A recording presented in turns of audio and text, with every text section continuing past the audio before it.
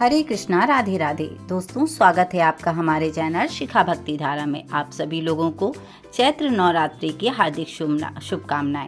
माता रानी का आगमन होने वाला है और चैत्र नवरात्रि आने वाली है।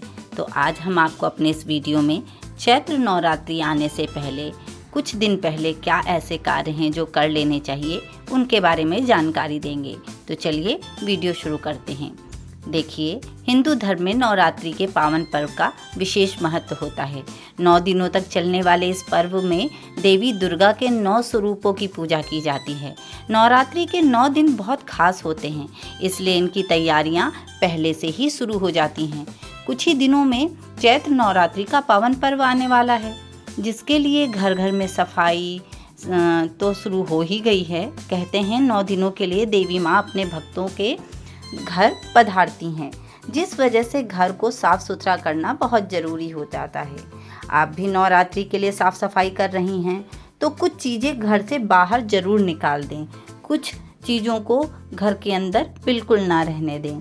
ये ना सिर्फ आपके घर की डेकोरेशन की खराबी करती हैं, बल्कि घर में निगेटिविटी का भी माहौल बनाए रखती हैं।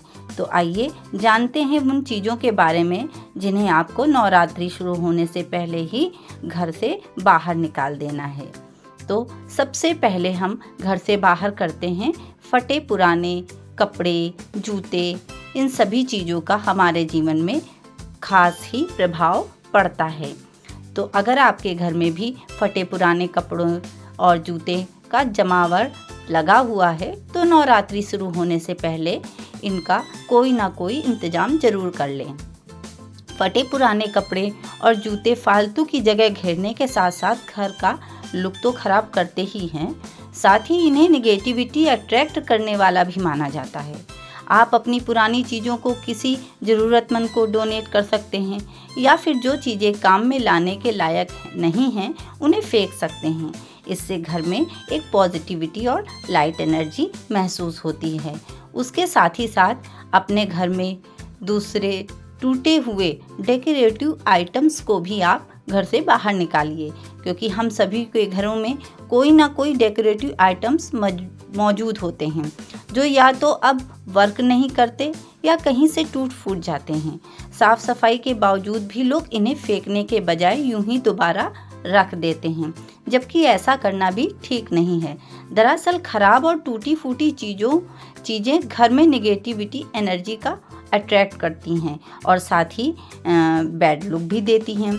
ऐसे में या तो आप इन्हें रिपेयर कर सकते हैं या फिर इस नवरात्रि में नए डेकोरेटिव आइटम्स अपने घर को सजा सकते हैं लाकर।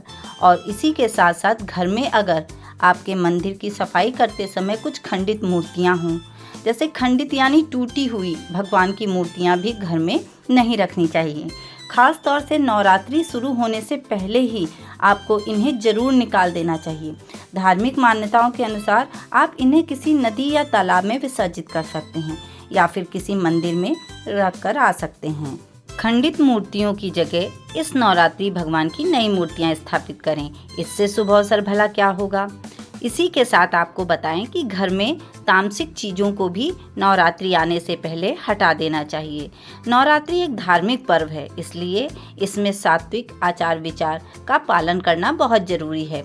इस दौरान घर में माता की चौकी स्थापित कर रहे हैं तो तामसिक चीज़ें निकालकर बिल्कुल बाहर फेंक दें।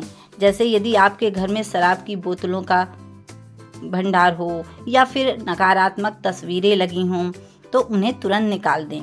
इसके साथ ही नवरात्रि के 9 दिनों तक घर में लहसुन प्याज रखने का भी परहेज करें, क्योंकि इससे भी नकारात्मकता अट्रैक्ट होती है। अब बात करते हैं पेड़ पौधों की। तो कहते हैं कि पेड़ पौधे भी हमारे जीवन का अभिन्न अंग हैं। माता से ही इस प्रकृति का प्रारंभ हुआ है।